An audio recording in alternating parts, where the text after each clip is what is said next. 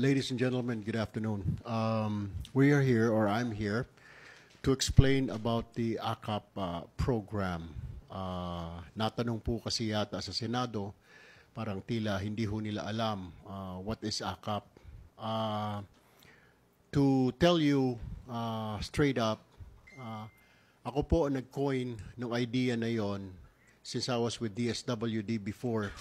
Kasi napansin ho natin when I was the Secretary of DSWD, lahat ho ng ayuda ng DSWD ay nakatuon po sa mga indigent, sa mga poorest of the poor, such as 4Ps, yung pong AICS, Assistance for Individual in Crisis, maging yung medical assistance po ng Department of Health, indigent pa rin ho.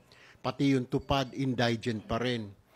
Nakakalimutan po ng gobyerno na meron po tayong klase o grupo ng mga tao na in-between.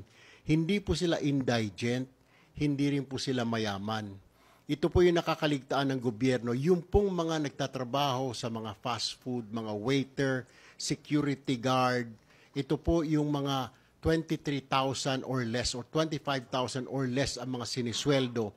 Wala pong natatanggap na ayuda. Kung inyo po matatandaan, nung nagkaroon po ng pandemic, inuna po yung mga indigent, inuna po yung solo parent, mga senior citizen, pero hindi po nahagip yung mga tao na ito na sinasabing middle class. Pero below middle class po sila. Kasi pag middle class, kagaya na ho natin yan, di ba? May mga magaganda sweldo. Sila po ay nasa 25 o 23,000 and below. Yun po yung target ng AKAP. Panahon ko pa po sa DSWD ito na pinipitch ko po sa Executive Department.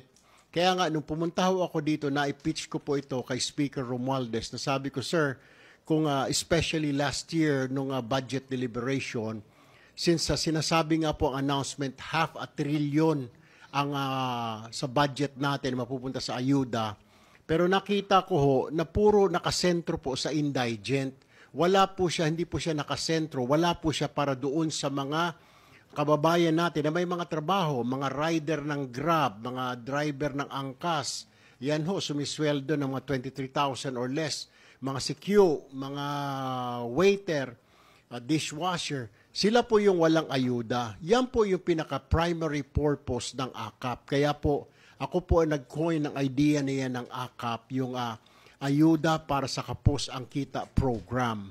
Pero last year po, during the budget deliberation po, hearing, isiningit po yan, ipinasok po yung AKAP na yan. Pero DSWD pa rin po ang mag-i-implement. Another program po yan ng DSWD. DSWD will identify kung sino-sino mga beneficiary nito. Pero ang pagkaalam ko ho, ang beneficiary po niyan, kung ikaw ay empleyado pero ang sweldo mo is 23,000 or less, kasama ka po dyan, mabibigyan ka dyan.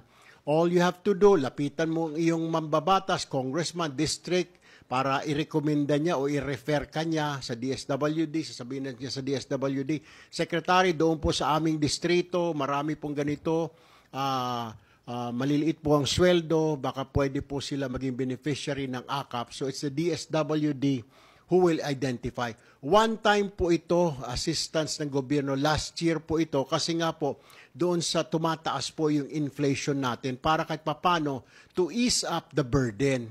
Ngayon, last year po yun.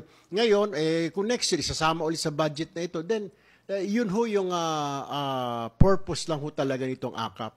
Pero I heard daw na nagagamit po ito sa pang suhol, para sa pirma.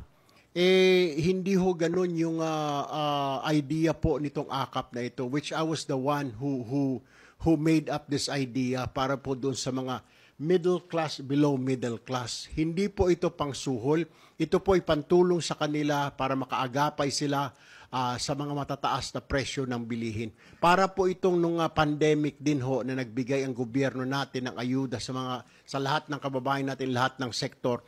Ito naman po yung mga napag-iiwanan ng mga kababayan natin na mga nasa 25 or 23,000 or less ang sweldo, pasok ho sila dyan.